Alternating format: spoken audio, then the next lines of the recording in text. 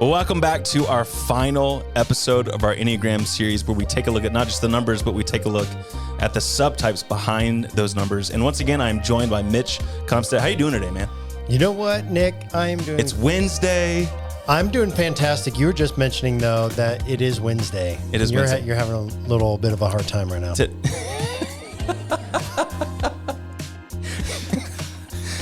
Yeah, I didn't think we were going to talk about that. Yeah, I'm not having the best day. Do you have a question about it?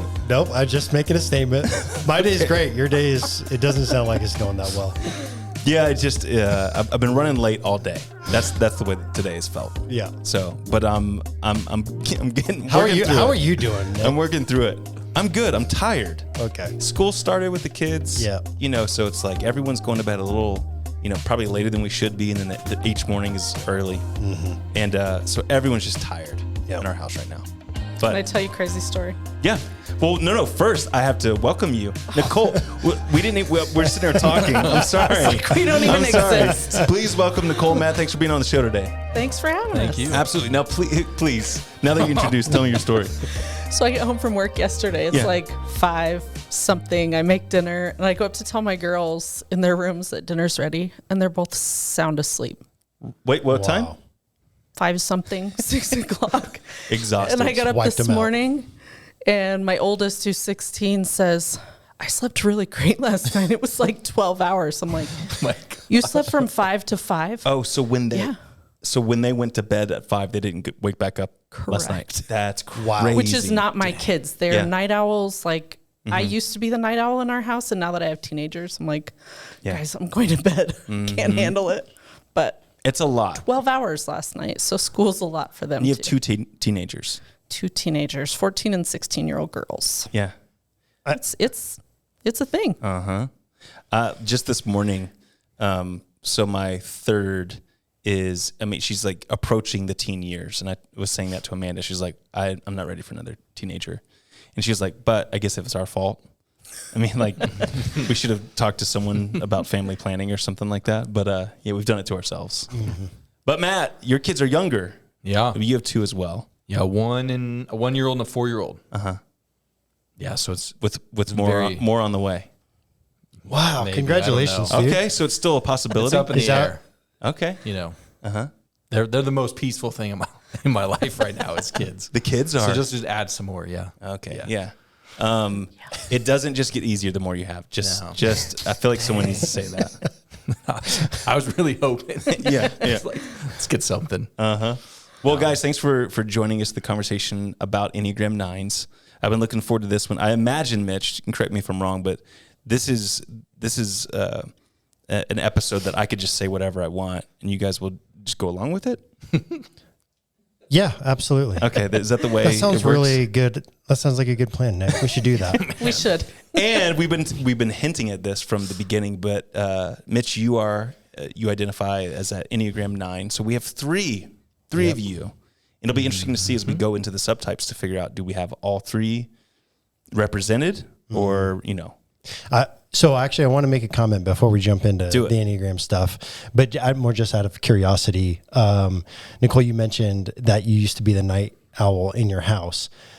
Matt, are you more night owl or early morning person? I'm night owl. Yeah. Yeah. So am I. I prefer the night owl. I wonder if the majority of 9s like that, like late night thing, because that's a peaceful time just to themselves. Mm-hmm. The I don't house know. is quiet. I used to bake late at night, like midnight. I would start baking because the house was quiet. You're famous for your baked goods, right? I don't know about famous. Around these parts, maybe? Yeah, famous on the staff. Gotcha. So is that why you like staying up late? Yeah, I think so. I just was this morning I found out I bought shoe powder for $22. And I did it at night. So sometimes I like my peacefulness, but my productivity is not great. Gotcha. So it's nice to be like, I got my time for myself. When do the kids go to bed? Anytime between 7 and 9:30. Okay. So that's when, if they stay up till 9:30, it's like it takes a while before things actually settle down. Yeah. That's when I get my online shopping. Mm-hmm. That's when you don't remember what you buy. I don't remember what I'm buying. It's the wrong price. $22. It's really that's nice foot powder. Yeah. No, it's not. It's not. All right. So before I'm curious from you guys, what's your experience with the Enneagram? Have you known about the Enneagram for years? Is this a new thing? Did you take an assessment? What was your experience like coming to the Enneagram? I'll go first. Yes. I've known about the Enneagram, I don't know, 4 or 5 years, was with some ladies at a retreat, and one of them was talking about it. And of course I was curious, what is this Enneagram thing? So she sent me a link to a test. I took a test and it said I was pretty much a 2. I was like, okay, well, that makes sense. But the more I heard about the Enneagram and read and talked to people, the more I was like, well, the things that stand behind a 2 are not really me. Because 2s really do things to help others that are more looking for affirmation and things like that. And that's not why I You didn't identify with that. That piece was like, no, this doesn't fit. That's not me. So then I read the Ian Morgan Crone book and was like, oh, 9s. There's a checklist on each number. Every single one of the descriptors of the 9 was like, oh yeah, that's for sure me. Whereas the 2, any of the other numbers, there were at least 4 or 5 that didn't really describe me, but the 9, every single descriptor was dead on.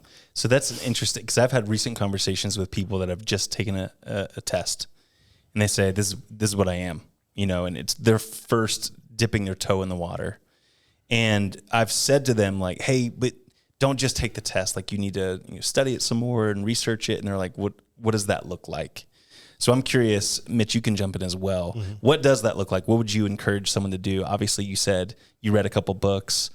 What's your recommendation for people to get more information so they're more confident in the number that they identify with? I think a general book Mitch, I can't Road Back to You. Yes. Yeah. I cannot remember the name of it. A general book that gives a good overview of all the numbers and kind of a checklist for each one. Do you identify with these, points about each number? And then talking to someone, really, I think I've learned the most in the last year, talking with Mitch and some other people around the Enneagram and really discovering, who I am at the core rather than the things that I do. Yeah. I think that's a good way to put it. And earlier you said the things that stood behind the 2 you didn't identify with. So maybe some of the behaviors, maybe some of the thoughts around a number might be similar across multiple numbers, but some of the motivations and some of maybe the whys are just they don't line up. Yeah. But you start to unveil more, I guess. Matt, what would you say? What's your experience? Yeah, I think we were either watching football or Gilmore Girls. and Ash is like, my wife is like, hey, there's this Enneagram thing I think you should take. So we're watching one of those 2, and I'm taking. Is that the all test. you guys watch? At the time? Yeah, we had he was like, I think we maybe were married a year or 2. Okay, and so that's all we watched. Oh, okay, but cool. I take this test, and she's like, okay, great. So she starts reading me the results, and I'm sitting there just kind of jaw dropped. Called me a sloth. She did or the assessment did? The assessment. Okay. They're very sloth-like. They're lazy. It was like, I've always taken these tests and they're like, they're really great at this. They should go and do these. All those strengths and stuff, yeah. And so there's a part of me I was like, I kind of like that this is not just feeding ego of what these numbers are, but it's kind of calling me out. And do I really do that? So that was my first one was, Ash helped me. But when it said the sloth thing, I mean, obviously that stings. Yeah. But were you just offended? How did you take that? I didn't like it at first. I think I think I got pretty defensive. Okay. I was like, this is not true. This ain't true of me. And then we talked about it. And I was like, oh, I can start. I actually slept on it. And the next day I was like, you're like, I'm too exhausted to think about this. I'm going to buy something. I'm going to buy something 10 times more expensive than it needs to be. But I think we talked about it the next day. And it was like, actually, I do see a lot of those things now. Gotcha. So for me, it was a big awareness piece that I had no clue about. So you identified with the results of that assessment right away. Yeah. Gotcha. Yeah. All right. So, Mitch, what else would you add just in general to help fill in some of those blanks of what does an Enneagram 9 look like? How do they behave? How do they think? That kind of thing. Yeah. Nine's general motivation is they really want to be settled in the world and have like peace and harmony, not only internally, but with others. They tend to focus on making sure that everybody is heard and respected and considered. And big collaborators with other people. They like to go with the flow and kind of like, hey, what's everybody doing? Let's do that. Go along to get along. They are also focused on being aware of other people's agendas and what their plans are. And so that they know how they can best fit into those plans and agendas. And so that's the focus. And then worldview, how they show up in the world is they believe that the world is not a harmonious place where they can fully assert themselves. It's a hard place to want to show up in the world. And so that's a thing that nines typically need to work on. And then that their worldview is also that people need to treat each other with respect. They have this big respect radar. And when people are not being considerate or being rude, they're like, that's not good. Like, why can't we all just get along kind of a mentality? So, that's a really brief overview, but that is the motivations and the focus and the worldview of a 9. That's funny. I was thinking on my way here today that I think if there was a tagline for the 9, it would be that, can't we all just get along? Really? Yeah, for Get sure. along.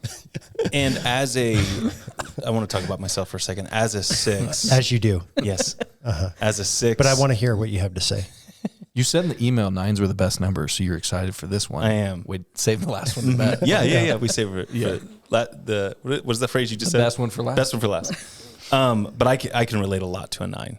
And I'll meet that. Can't we all just get along? There's so many times in those situations of stress and tension. It's like, hey, there's a way out of this where everyone went, right? But I'm curious for you guys, how have you personally found it to be a strength? Like where have you seen it to be like, it's good to be a 9. This is what I bring. I'm actually going to ask the other one as well. Like, where has it been a challenge? So you can answer that one first if you'd like. I'm hesitant. So I was in the car with Ash the other day. I was like, so much about my 9-ness right now I'm frustrated with.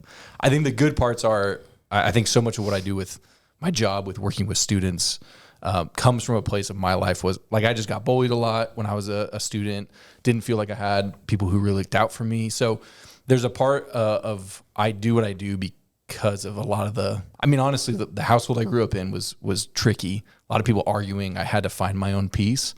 So a lot of why I do what I do is from kind of some things that feel like it kind of wired me this way. Like, hey, how do we always see that student who feels like they might be more on the outsides? How do we always take care of that one student who doesn't have much support? So I think a lot of how you're tuned in how others. I function. Yeah, I just care a lot about those kids who. But it's tuned into the outsiders. Yes, and I think I feel very much the same way. Tuned into that. The people that are on the outside, it's like the people who are popular and upfront already. I'm like, you guys already have those relationships, but I need to make sure these other people are also included and heard as well. Yeah. Is kind of how I usually, how I viewed it, especially when I was in student ministry. But sorry to interrupt. Keep going. No, that's great. So I think that's probably where I've seen it serve the best. I think even in just relationships with kind of people I get to work with or friends, the role I often play is one that I enjoy, where it's often getting to hear people, listen out what they might have to say, be there for them. So I think there's a lot of good foundational building pieces. What are the things that bug you that you were talking about? Man. So I had a person who they did a lot of coaching, counseling stuff. And she came up to me one time. She's like, what number are you? And I was like, I'm a 9. She's like, I think 9s might have the hardest time. And I was like, why do you say that? And she's like, because just getting started on something almost feels impossible. Like it's a big task just to get started in something, because how I like to function is like, I just want to be peaceful at baseline, but the moment I have to get out of that comfortability zone, that's usually getting started. So she's like, just for you to get started on the work of being a 9 and the shadow side and the whatever, that's already hard. Gotcha. And so I think there's a part of me that's like, man, some of the things that I'm working on of my own drive or how I show up at home or even at my job is just like everything feels like I have to break through one thing after another. And so there's a lot of things that I'm like, man, my gut reaction of just wanting to respond to these things or act towards these is not going to get me where I want to go. Right. But that's just how I naturally want to respond. Of just like, well, I can mow the lawn tomorrow. Maybe. I always want to choose the easy way out. Yeah. And that doesn't necessarily lead me to my better self, but that's my natural reaction. So it always feels like I'm in tension with, kind of choosing something that I don't want to be. Mm-hmm. And it often sounds much more enjoyable just to not do anything. Mm-hmm. I've often heard it's almost like there's a lot of inertia with a 9 where it's like, it is that getting started, but it's almost like that flywheel mechanism of like, oh man, this is so much work to get this around. But after you can build it into your routine or whatever it is you like to do, then it doesn't feel daunting anymore. Yeah. You can just keep going with it, but it's that starting. I feel that as well. What's been really interesting for me lately is working with my spiritual advisor. I've hit that moment of having to go through something like miles into this process. It's like, okay, we got started, and then we got to another starting point of discovering another layer of who I am or how I function, and then it's again that process of I got to break through another thing. Mm-hmm. And he's been really great of just helping, because I don't always notice it. I'm like, man, I feel like I'm hitting a block. He's like, I think we're hitting another part where your natural way of functioning is starting to say, hey, this is getting unpeaceful, unsettling. I don't even realize I'm necessarily shutting down, but that's what happens. And then it's like, I got to get through another one. So that's some of the things that I've been, where I'm like, hey, this is hard because it just feels like every turn right now I'm facing having to choose peace over. Well, and to move forward. Move forward. So, yeah. Thanks for sharing that. That's awesome. Yeah. Nicole, what would you say? What are the things that you think like, this has been great, and these are the things that I wish were different? I think overall, I've always kind of been an easygoing person. But I'm realizing the more that I learn about the Enneagram, probably part of the reason I've been easygoing is because I'm fine letting other people's opinions or desires bulldoze mine. I'll just default because that keeps the peace, and I don't have to argue with you that I actually think this is a better idea. Recently, I've experienced at work where, when I do actually speak up, sometimes what I have to say is important and can change the trajectory of something that's happening. And I think in the past, I'd always just assumed, I'll just go with the flow because that keeps the peace and makes things easy. The other thing that Matt was talking about, the struggle with getting started, the more I read about the Enneagram and just learn about myself, I'm realizing that all the procrastination that I've done my whole life is probably part of that. I just don't know how or why I should get started. So I just put it off until the next time. And sometimes those tasks that you put off get harder and harder the longer you put them off. Yeah. So I think as I'm growing, I'm learning that just making a small step that, Mitch, I think you've said before, what's that next good thing I can do? Yep. Just making that one step, because then I'm seeing, I've got some progress. How can I build on this to do something bigger, better, more impactful, either for me or for a project at work or at my house. Like, we've got this big thing we want to do, and I don't know how to start it because that's a big thing. But if I just take that next right step, it gets me one step closer to that big goal. I'm curious, and I'm curious what you guys think, because I was hearing a 6 talk about decision making the other day, and often sixes, I think 6s and 9s have a lot in common as far as like we're putting something off, and maybe it's for different reasons. But it's like, I don't want to make this decision because I can see all the different angles and the ways this could go. But I'm going to I need to make a decision, and I need to make it soon. When I make that decision, sometimes it's not this sense of relief, like, oh, okay, finally, I needed to do it. And then once I did it, sometimes the immediate feeling is regret. It's the sense of like, just because I did what was the right thing to do doesn't mean like, oh, and it worked out so great. Sometimes there's this immediate feeling of like, oh no, I made the decision because I needed to, but this thing could still go south. For a 9, how does it feel when you finally get that inertia going? Is there an immediate sense of relief? Like, oh, okay, here we go. Or is it something different? I mean, I always, for me, sometimes, not all the time, but there are many times when I'm making a decision, especially if it's in more of a pressured situation, and even being on the lead team, it's like, I'll make a decision and I'll be like, oh man, what if they don't like this decision? Or what are they going to think about this decision? Or how are they going to interpret how I said and how I talked about this decision? Or here's something I really want to do, and what if they don't like it and then they're going to push back? And then how am I going to, stand up and stand against that and stand up for what my actual opinion that I think is actually the right thing and what we should do. Mm-hmm. Yeah. And so I think there's more of this second guessing, but it's more of like concerned about how other people are going to interpret my decision. And I'm like, is this going to rock the boat? Here it is. It's like, is this grenade going to go off or not? I don't know. Yeah. I hope it doesn't. Mm-hmm. Hopefully it's a dud. It's almost that like scared anticipation a little bit. Now it's gotten a lot easier for me the more comfortable I've become in making decisions. But there's definitely times still that I'm like, why do I feel almost this anxiety about making this decision? But it's gotten a lot easier the more confident I've become. The more reps you get on that. The more reps you get. And the more I realize, like, no, I own this decision that I'm making. And I fully believe in it, and I'm going to stand behind it. Even if it ends up creating some tension, it's good. We'll cross that bridge. Okay. And it's okay tension. Like that's how we actually get to something better, is actually by having healthy amount of conflict. And I think that's what nines want to try to avoid, is that conflict. And so for me, it's been this, really learning over years and years and years of like, conflict isn't bad. Conflict is how we get to what is better. And so, yeah, so that's how I would answer that. What would you guys say? When you finally make that decision, when you finally get going, is there an immediate sense of relief, or is it like, oh no, buckle up? I think it seriously depends on the decision. My husband so often will throw at me, where do you want to eat dinner?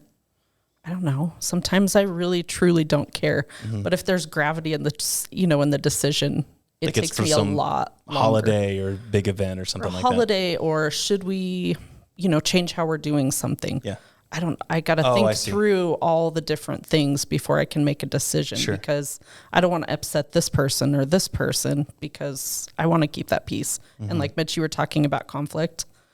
I think Mitch has known me long enough to know that conflict is one of those things that I'm like, no thanks. I'll pass on that. Let's just keep the peace. Right. But the more that I'm learning that my voice does matter and my opinion does matter in the bigger scheme of things, I think the more I'm willing to speak up and take those chances, make the decision that maybe normally I would just let go to somebody else. Right. Because maybe that is a direction we need to go.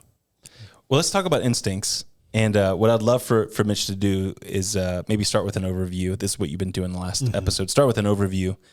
But then once we get into them, each one, I'd love to pause and then get your take. Like, does this feel right? Does this not?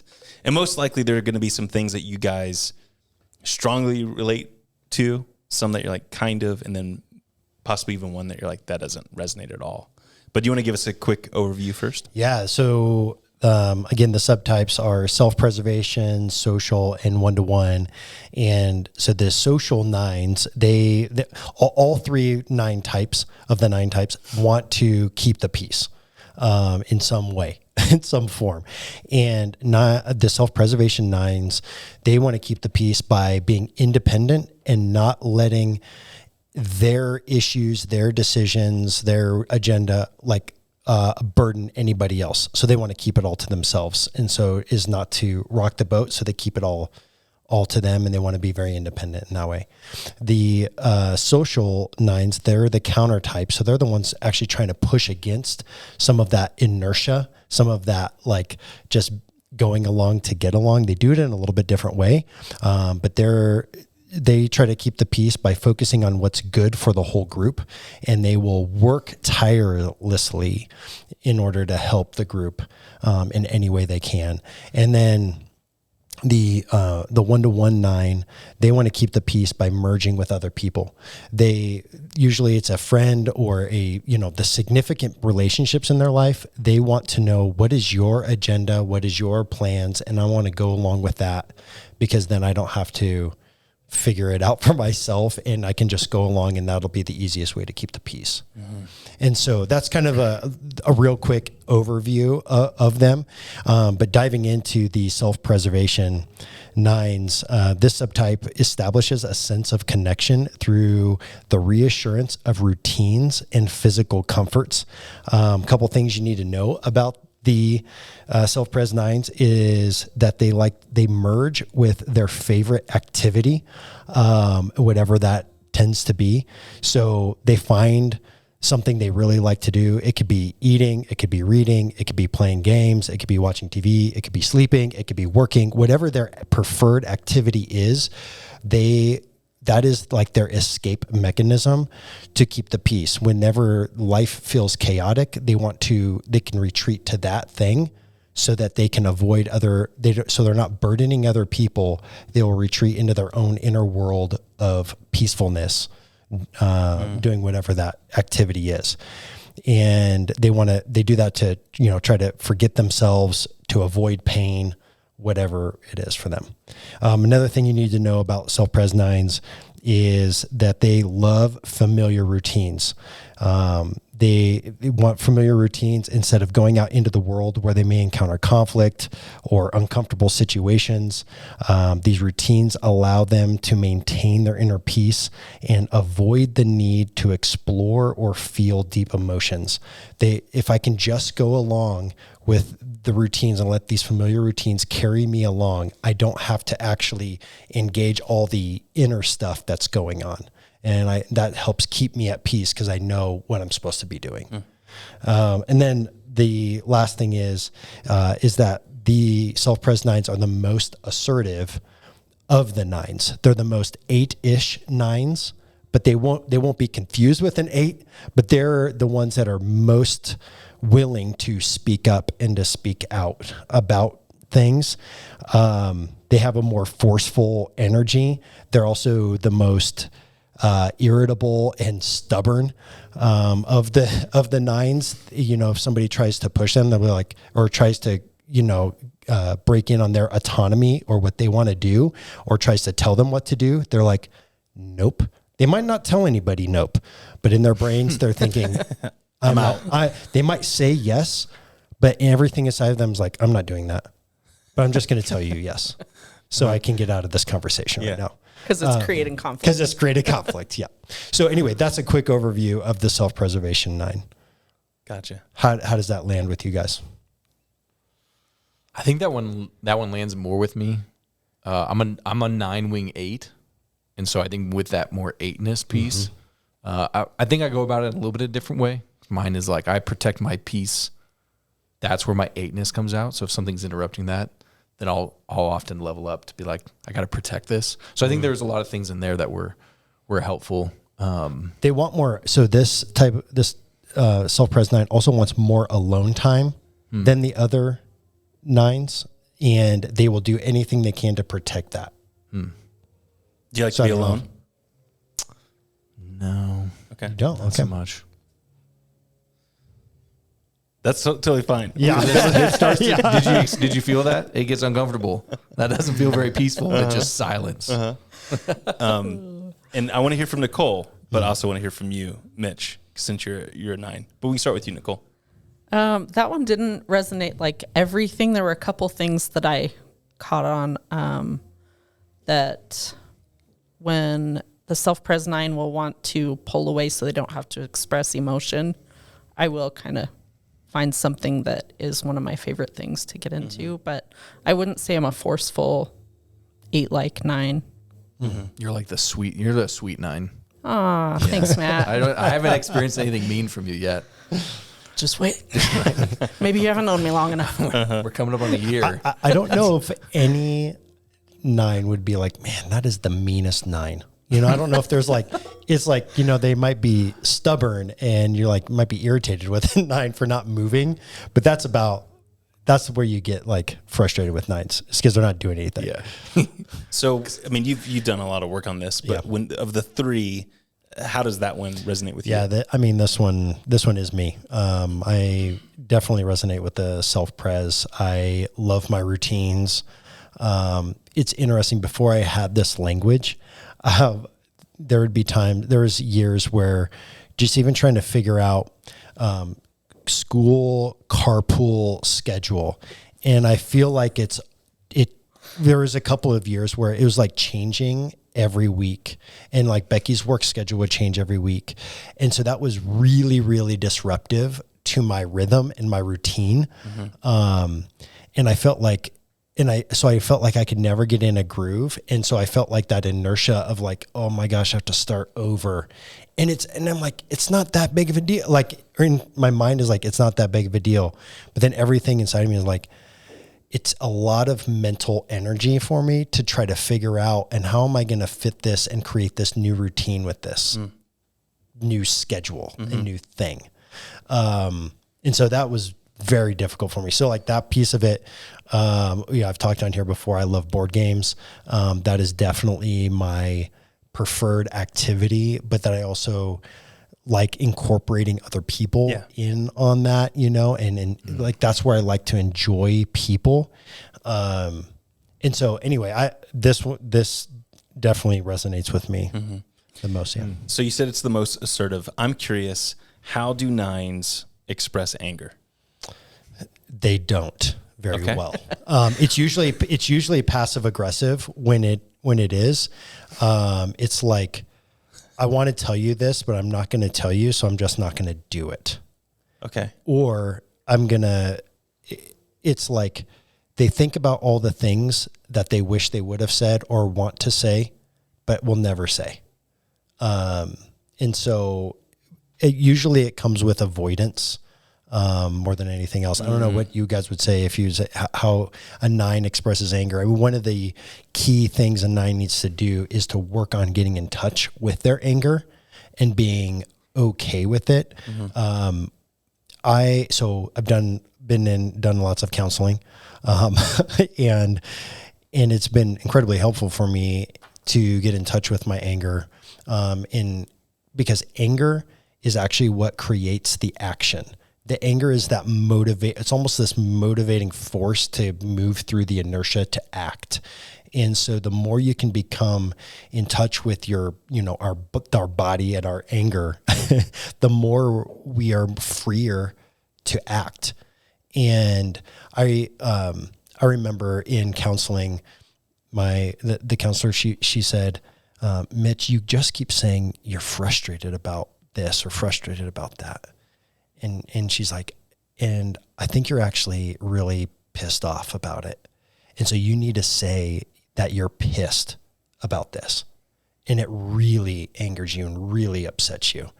And how did you respond to that? I was like, oh, wow. Well, I mean, it was very, because it's so out of character for how I would want to respond. And I mean, she said, I need you to go and I need you to write out like a letter to this person. And I need you to use every expletive you want to use in it and just get out all your emotion in this letter. You're never going to send it, but just get it all out. And so that was incredibly helpful. And then I had to read it to her, which was very uncomfortable. But it was one of those things. It's like, oh, wow, that was part of my journey of me realizing, oh, I need to bring that out more. Yeah. Well, I want to ask this question, but I don't know if I should wait until later. But I want to know from you, like, how do those closest to you know that you're upset? Well, that one's easy. Okay. My husband's called me out on it so many times. When you're angry, you go clean. And I'm like, oh, okay. So I can't verbalize what I'm feeling inside. So I just go clean. I'll go do the dishes that are sitting there, or that's when the floors get cleaned when they maybe need to, maybe don't need to. I'll go do the laundry because I can't put the words out because, number one, that creates conflict because you might get upset. but sometimes I just can't put into words what's going on inside me. So I don't say anything, and then I just go get busy cleaning or so you doing put that something energy busy. into those things. Yeah. It's like would you describe it kind of like you're still withdrawing? Oh yeah. I don't want to talk about You're it. like, guys, let's go clean the kitchen. You're like, just go. I don't want to talk about it, but I need to get because I can feel adrenaline when I get angry. Well, and is it uncomfortable? Is it uncomfortable? Yeah. So I'm like, I got to get this adrenaline out. So I'm going to go clean, be physical. Mm-hmm. And that's so 9s are very uncomfortable with anger. Yeah. Because that's when you're doing that, that is what that's that feeling. And 9s want to have an equilibrium. They want to be completely balanced in harmony at all times. And so they don't want to have high highs. They don't want to have low lows. They just want to be right here, right in the middle, And so feeling that, it's like, oh my gosh, I've got to get this out. Or it's almost this, for me anyway, it's like afraid, what is going to happen if I actually experience what's inside right now?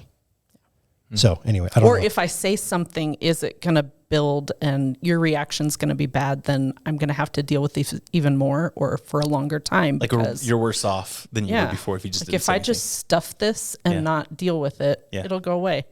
Mm-hmm. And in our house, the weird thing is it doesn't surface again. So I don't know. Matt, how do people know that you're upset? Similar. There's a withdrawal. Is it that you don't return texts? Because I've experienced that. That's a fact. Hey, me and you only went like a month without me returning a text. Sorry, I just had to get that one in there. I had a note here to bring that up, bring texting up with Matt. Okay, you're going to make him angry, though. You just made a lot of people happy by calling me out. Okay, so how do people know you're upset? I think there's a withdrawal piece, like a checkout, except mine's less action-orientated. I mean, maybe it's working out, but it mostly is going to be like, I just want to sit on the couch and do something on my phone, just something. But on a more funny, like I've been breathing more when I get frustrated, like just try to feel it, because my pattern in the past was just let it bottle it up, and then I'm blowing up about something ridiculous. So now it's like, all right, and then I turn around and my 1-year-old's like, copying me breathing as I'm trying to just like feel some of the things that I'm angry about. So that's you get quiet and generally I'll get quieter. And now I apparently breathe a lot, like intentional breathing. I'm frustrated all the time. Yeah. So that's more of how it's changed. Very cool. So sorry, that's interesting to me, especially this really uncomfortable relationship with anger. I'm just curious what that looks like. I'm sure there may even be some variances depending on subtypes and stuff, but I just wanted to. Yeah, I mean, if you think about it, what's interesting is, I mean, 9s are in the anger triad, the body triad, right? And it is they call it contradicted. It's this, we recognize it, but don't know what to do with it and don't want this anger.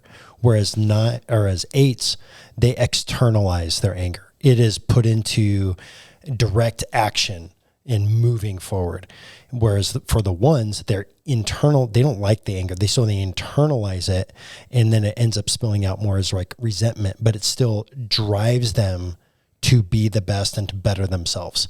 Whereas the 9s are like, I don't know what to do with this anger. I'm just going to stuff it in there and hope what do it stays. I do? Hopefully it goes away. Yeah. But I don't, What's really funny, Mitch, is I think we've even brought this up on another podcast, but if I'm ever at a restaurant with you, I feel like I experience you like practicing using your voice to express what you want, what you don't want. Like it might be like they're going through the specials and it's like, and we have a blah, blah, blah. And you're like, I don't want that. I do not want that. And it's like, not everyone is saying that. No one's saying, do you want this or not? It's like you're verbalizing. Yeah. I want to build rapport by asking them at least one question about the meal. Mm-hmm. And then I want to declare what I want with authority. So why? Because your opinion matters. My opinion matters, and everyone will know. Everyone will know. Okay, let's keep going on. Real quick, moving on. I had a thought though. Yeah. I'm curious. This is my own story, but a lot of I think how I became a 9 was because of my negative experience with anger in other people. And so I don't know if that's a similar story that nines often experience. But I think so you experienced someone else's anger that made you go, I'm not doing that. Yeah, that was like, I don't want to do that or be that to someone else. But I think what was a turning point for me was someone was talking about, hey, anger is like gasoline. It's this concept of gas can be used to burn a house down or fuel a car. And I was like, okay, so I always had this feeling of anger's only bad. That's good. And so now in my, 20 plus years after being removed from my family, it's like now I'm working on figuring out how to be angry as an adult, because it was always a bad thing growing up. And now I'm like, actually it can be a good thing, but it's always been negative until that realization happened. No, that's a great analogy, because it's more of this hot energy, if you want to call it that, inside of, it's like this driving energy inside of us, especially in the 8s, 9s, and 1s, but 9s don't know what to do with it. You put it in the car to make it go. Oh, it's learning. Yeah. All right. Should we move to social? Let's do it. All right. So the social 9s, this subtype actively connects to groups and others. They want to ensure that the group dynamics are peaceful and that everybody is settled and is having a good time. Some things you need to know is that they tend to merge with a group, not just an individual or with an activity. They merge with this entire group. And so they will actually serve and serve and serve this group. In fact, this subtype can almost become a workaholic more than any other type out there. They want to serve more this than group. Any other number. Yeah. Wow. Okay. Because they are so dedicated to this group, they are willing to sacrifice themselves to become a part of and to be everything they can to this group. But the kind of the secret behind all of that is they have this underlying doubt that they actually belong to this group. And so they're trying to almost prove that I am willing to sacrifice anything so that they can have that sense of belonging. And so another thing you need to know is that out of all the 9s, this is the most outgoing of all the 9s. They love relationships. They're incredibly connected with people. They're really good negotiators. 9s by nature are really good at hearing out everybody's opinions and seeing things from multiple perspectives. Well, this one being social can then take all those perspectives and figure out, how do I create the best win-win situation for this group and make sure this group is cohesive and collaborative and moving forward. And then the last thing you need to know about the social 9s is they're positive, but they're also very detached from their emotions. Beneath their positive and extroverted personality, they have this feeling of actually melancholy and sadness that is actually seated in that they feel like they don't really belong to that group. So they're trying to almost prove that they belong. And then they're typically very detached from their emotions, even more than the other 2 9s. And because they want to just show, can almost be like a 7 in the fact that they just want to be very positive, or a 2 that want to be very positive and forward facing in that. But they want to just be neutral with their emotion and then have put on the happy face for everybody else so that the group can be at peace. So how does that one resonate with you guys? I feel like Mitch just put a mirror up in front of me. That's me. And actually some of the things you were saying about the social 9, doing whatever they can to keep the group cohesive and whole, may be part of why when I take a test, it said I was a 2, was because some of the behaviors would indicate, oh, she's doing that for other people, but the motivation may not be the same.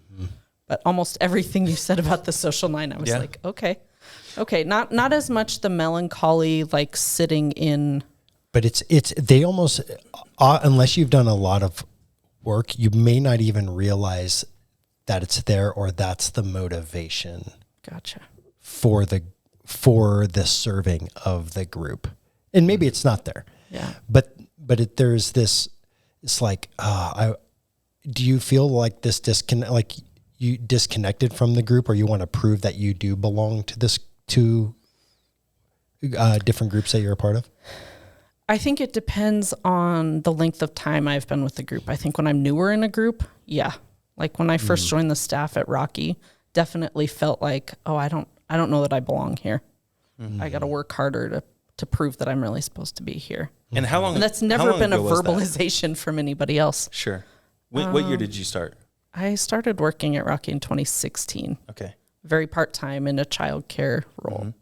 And I mean, what I know of your time here, you've worked with a lot of different teams as far as the team has evolved and changed a lot, specifically within your department, but also the Frederick campus as a whole has changed a lot. And you've made it work every single time, maybe to that point of like, whatever group you find yourself in, you're going to figure it out to where it's like, we're going to make this dynamic be good and peaceful. Yeah. Yeah.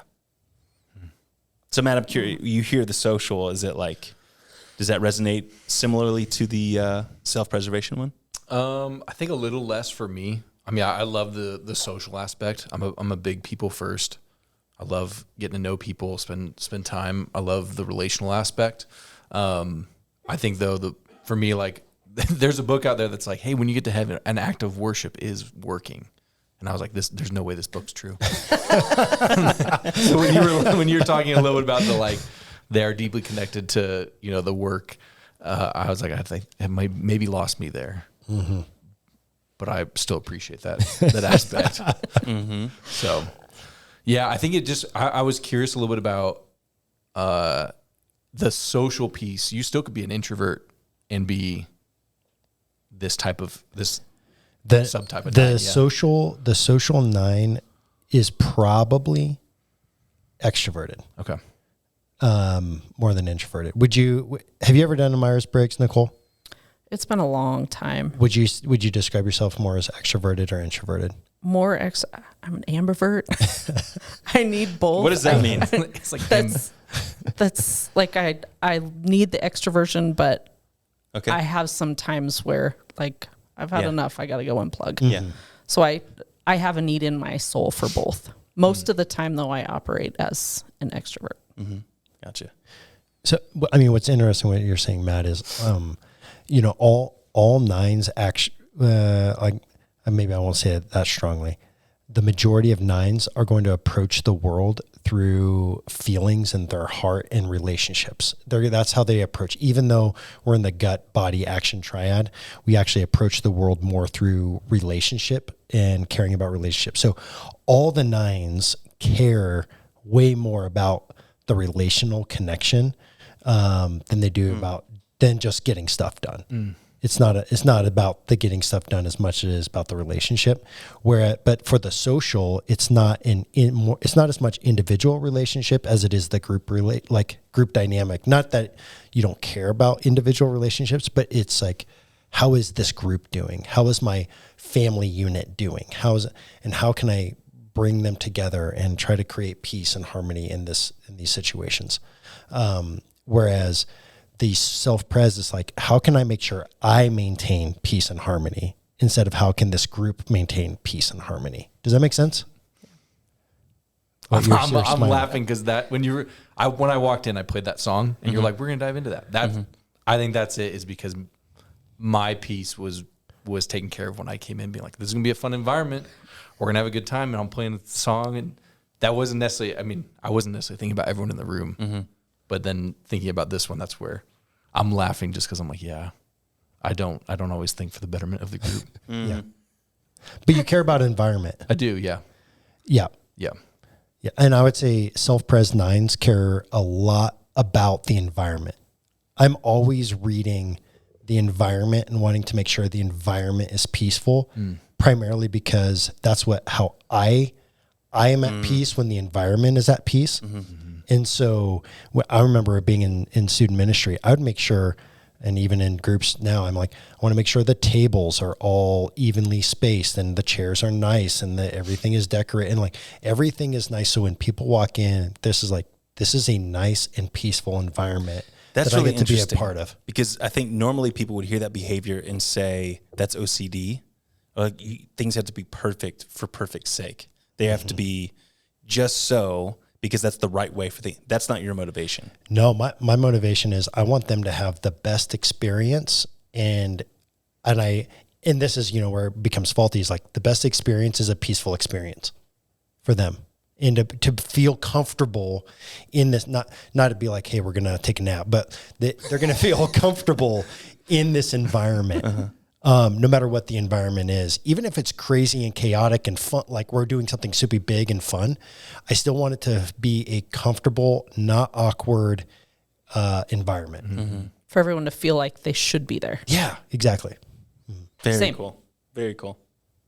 Okay. Are we ready to go to one-on-one? Let's do it. The one-on-one, they try to keep the peace by merging with others. This subtype establishes a sense of connection through merging with significant other people. So a couple things we need to know about the one-to-ones is, again, that merging with relationships. They actually search for their passion through other people. They don't really know what their passion is or their purpose is. And so they try to find it actually in connecting with other people. And they are driven by like this uncertainty of who they are and what they really want out of life. So they connect with other people so that they can provide, so that they have a sense of purpose. This other person is providing that for them.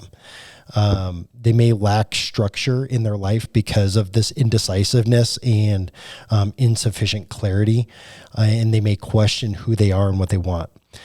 So another thing you need to know is that this is actually the least assertive 9, and they come across very, like, they're non-judgmental, they're very supportive of others, they're great listeners, but asserting themselves, it does not come naturally.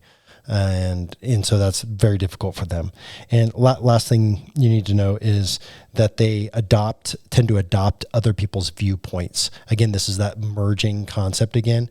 But in close relationships, they tend to be almost boundaryless in adopting the behavior or the attitudes or the viewpoints or even the feelings of their partner and close friends, so that they can feel like that is their sense of identity, is this other person. And this can, obviously become very problematic when the other person wants them to bring their full self into the relationship, and they're not. All they're doing is like almost this mirroring with this other person, or going along so much that they don't even know what they like or what they want and what they're bringing. And then again, with that, like separation and isolation from those significant other people in their life is very difficult for them, because then they're like, well, then who am I apart from these other people? So that's kind of a brief overview of the one-to-one. Yeah. How's that sit with you guys? For me, it was, I related a lot to that. And it led me to a question of, can someone change subtypes over time? So one of the things we talk about in most of the podcasts is we talk about the concept of stacking. And there's typically going to be one primary subtype that you are trying to get through life utilizing, that you're leaning into the most. Then there's probably one where you like swing to and use also to help navigate situations. And then there's probably one that you underutilize or don't use at all. And so, for example, for me, this one is the one I swing to. The one-to-one is like, I want to make sure I've had to spend a lot of time trying to figure out who I am, what I want, what I actually care about. I remember when I graduated high school, I went to Sweden for a year.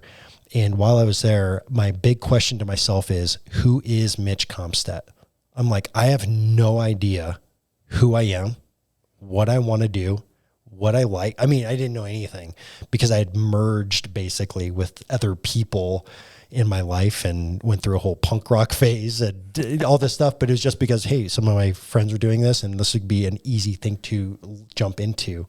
And then I was like, oh, what if I stripped all that away? Who am I?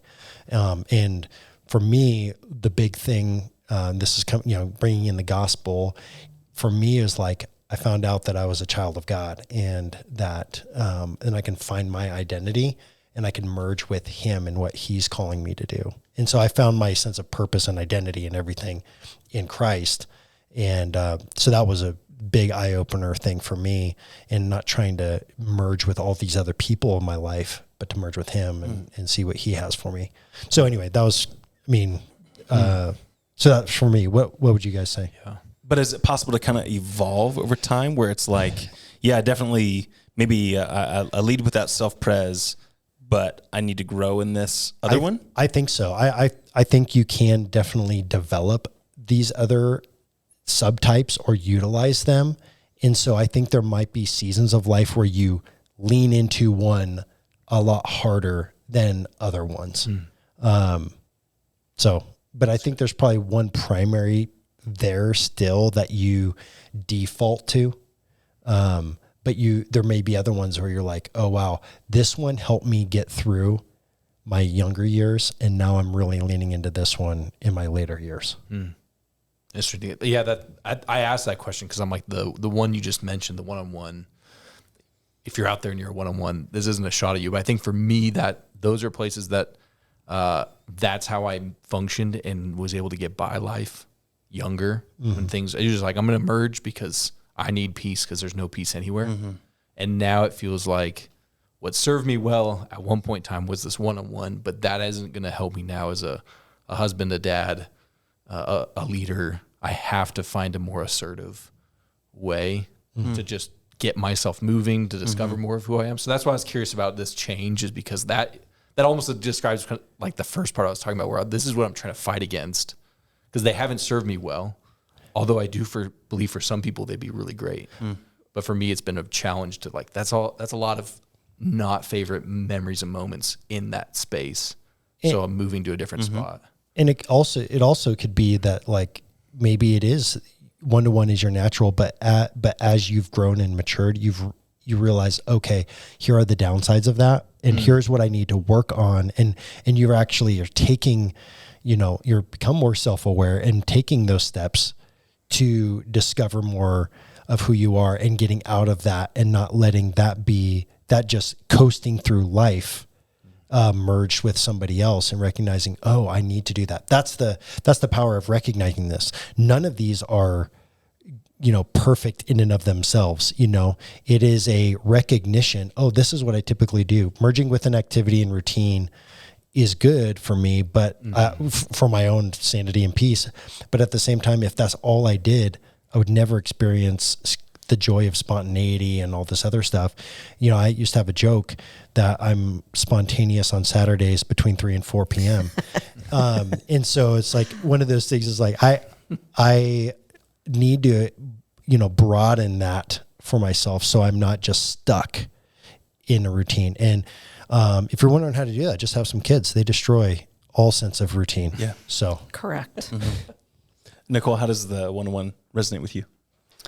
I feel like I have had periods in my life where maybe I've merged more with an individual person, but it's not been a default. I think the part about the one-to-one that spoke to me the most was the being the least assertive. I've never been an assertive person. Being in my role now, I've been challenged a lot to be assertive and speak up and give input, even if I don't think it's going to make a difference or it matters, just to assert what I think is important. But I think merging with other people constantly has not really been something that I've done. Maybe in periods with one or two people, but that's not my default that I go to. It's more about the group. When you were talking earlier about like, if I have to make a dinner selection, like I got to assert my opinion on these things. My wife realized early on, I'm not great at that. So she'd be like, here's your 5 options. Take away one. I'll take away one. You take one. Or here's your 3 options. Choose one. Because then it was like I got whittled down, and that was like my assertive journey start. Taco Bell, McDonald's, or Subway. The start of your sort of journey. Today was Had Taco to do Bell. with fast food. Fast food. I would imagine this hearing, up until this point that until you start to uncover some of these things where it's like, that's not great. That's not great. I would imagine 9s are really likable. Like people like 9s. Yeah. That's just, They love us. yeah, no, think about it. It's like, there's going to be probably the least amount of tension or friction in general. And they're going to want what's best for the other people. Now, what we know is it's for unhealthy reasons, right? And we still need to grow in that. But I'd imagine most people really, really enjoy being around 9s.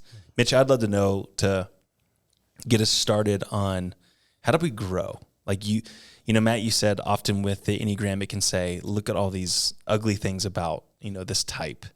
But also it sheds light into, but you don't have to stay there. Mm-hmm. And there's these growth opportunities. I'd love to know, and I want you guys be thinking about like maybe things that you've done specifically that have helped you. But what are practical ways that people can start moving forward to being a healthier version of that type 9? Mm-hmm. We've talked about a couple of them. It's really getting in touch with your anger.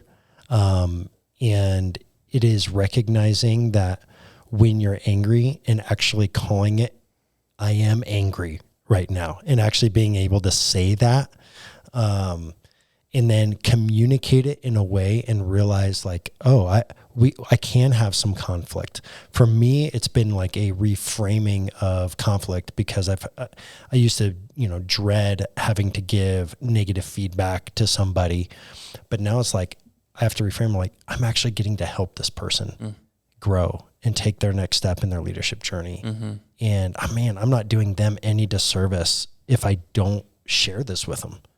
And so I've had to really reframe it because I would put it off and put it off and put it off and put it off and try to avoid it, in order to keep the peace, and then just pray, Lord, make this go away. And then it never goes away. And you have to do something about it. Right.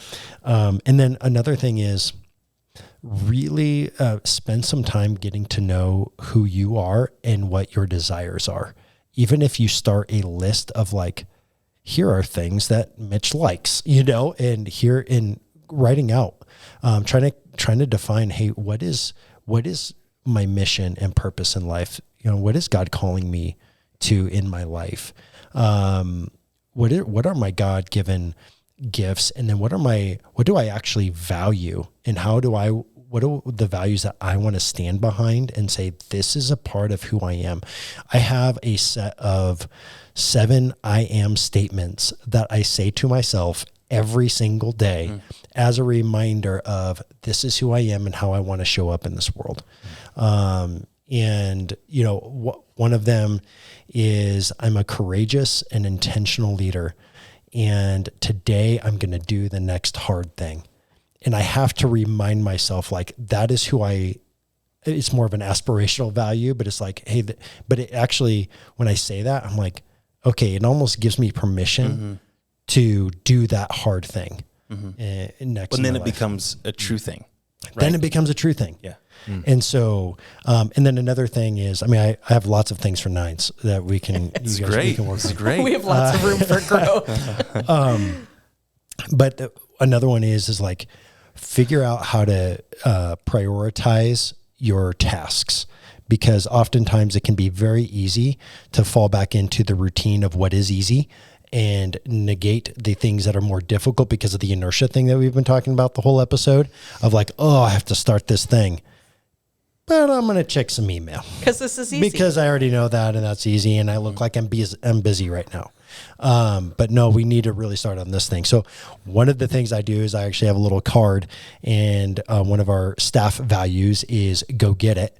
And it's just like, hey, work. we need to, prioritize what's most important, go after that thing.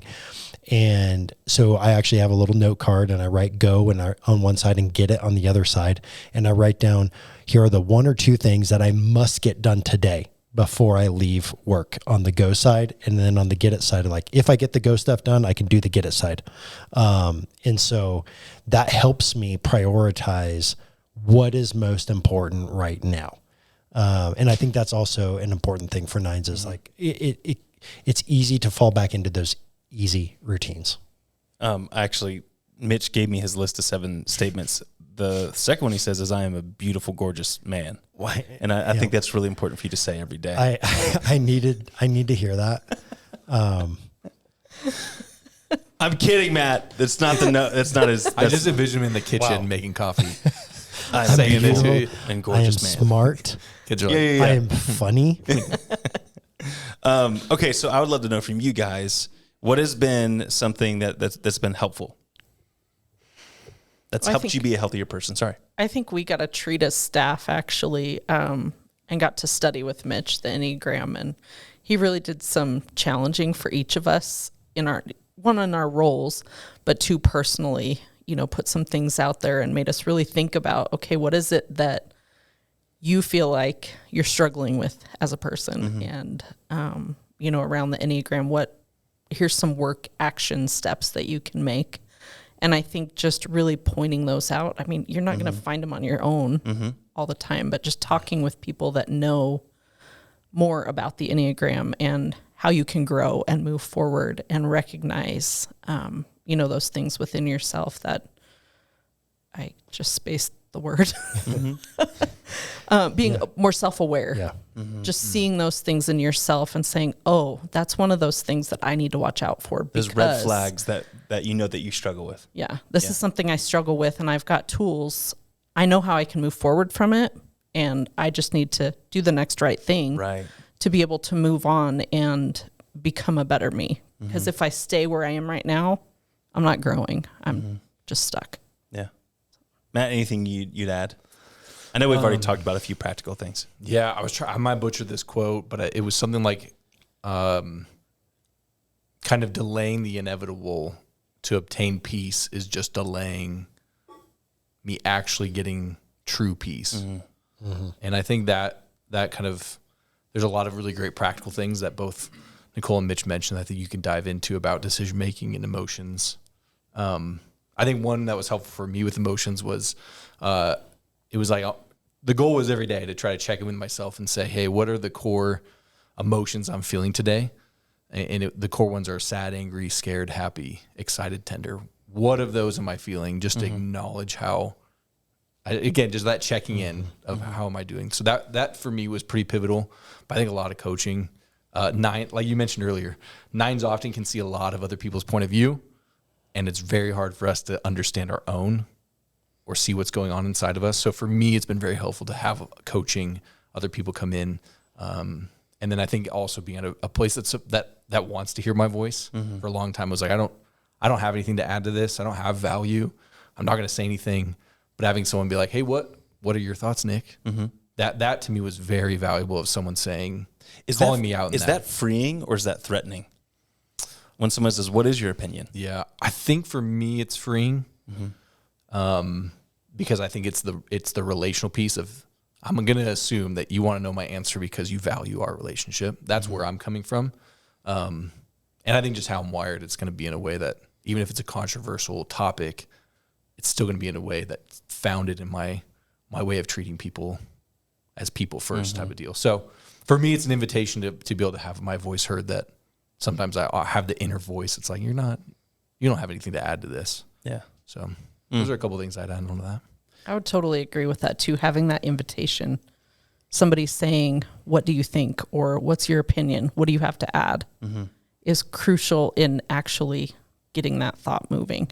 Because it's like the doing, it's the, how do I share what I'm thinking piece. Also, what I'm gathering from what you guys have said, it's asking that opinion, but then giving you unpressured space to respond. Like I would imagine if it's like, what do you think, Nicole? Come on, we need to know. Like I'll tell you next week. That's usually my answer. So I think that's something that's important for, if you have a 9, person in your life that they do want to share their opinion, but they're going to want to be invited into it and then given the space to, and I'm not saying every decision, every opinion is going to need a week. Yeah. But probably an unpressured, patient question, Mitch, I'm curious, when it comes to the gospel, you already mentioned how the gospel has helped you, but what is it about Jesus or the gospel that helps you be a better version of yourself as a 9? I think we were just talking about even just this invitation piece, and Jesus sees the least of these and he calls them and invites them in. And I think sometimes I'll speak for myself, like as a 9, it's easy for me to look at myself as a least of these. And Jesus has invited me in, and he's like, hey, I want you to be a part of what I'm doing. And I want to give you a purpose, and you have value. And I want to hear from you, but other people need to hear you. And I need you to go out and share with other people. And so I think, for me, it's finding my true identity in Christ and knowing that I don't have to look into things. I don't have to look to a group. I don't have to look to an individual. Often I remember, I do this frequently, but there was times in ministry where I would get caught up in like, what is this? What does my boss want? What does Sean want? What does Alan want? What do these people want? And I want to do that. And I would get caught up in working so hard for that person doing that thing. I'm like, what am I doing? It's not about them. Like what I'm doing isn't for them. It's for Jesus. And I needed to have that perspective shift of I'm doing this for him. And that frees me up to actually be me and to merge, if you will, right, with Jesus instead of with trying to do what everybody else wants me to do and do what Jesus is calling me to do. So for me, that's been a huge thing with the gospel. And then also recognizing that Jesus didn't shy away from difficult situations and conflict, encourages me that I need to step into those difficult situations and conflict as well. So right on. Well, I don't know if you have any closing thoughts, but I'd love to hear, because I think as a 9, you have an advantage, in this conversation to say, it's like, you've done a lot of work. So you've already said so much, both giving us an insight into the way an Enneagram 9 would think and feel, but also those practical tips. And before he does that, I would like to say thank you guys for sharing your voice and adding. I mean, we were chatting. It's like, what do you want me to say? When it's like, just share your experiences. And I feel like you guys have done that. And it is really important for 9s to be able to communicate. It's like, this is what I'm thinking. This is what I'm feeling. These are my opinions, because you guys have valuable information to give. And we've experienced that on our team, on our staff. I would just say, keep going. Like, we need to hear even more from you guys, because you have a lot to offer. Your perspective on the way lots of different people think is really needed in a lot of conversations. So thank you. Thank you. Thanks. Yeah. Any final thoughts? Any final words?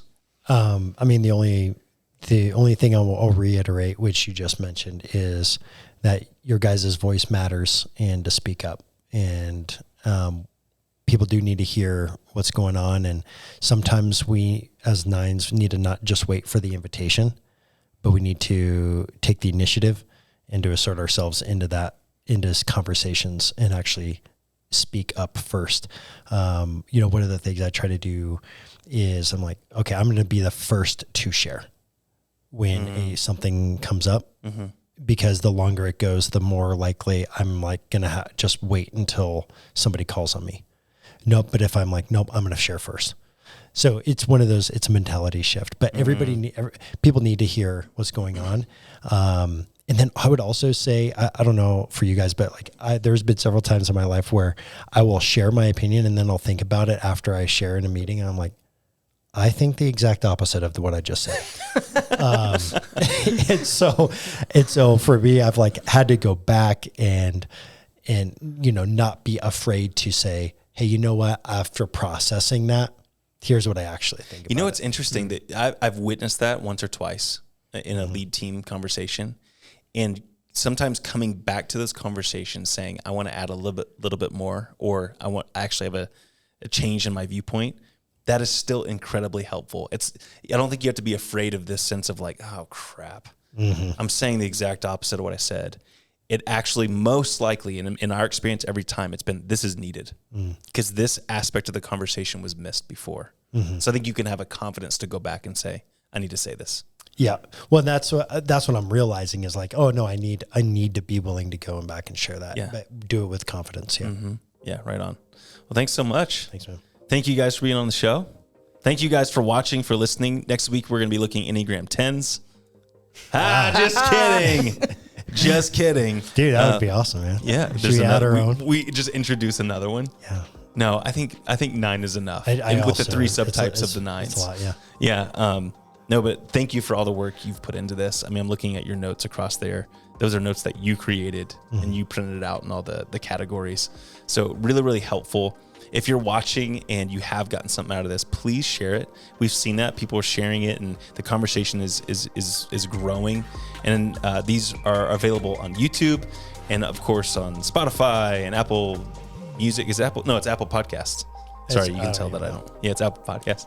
But it's on all those platforms. So you can share it and make sure that people listen to it, watch it, and get a lot out of it. But love you guys. Thank you for joining us, and join us next time on Rocky Unscripted.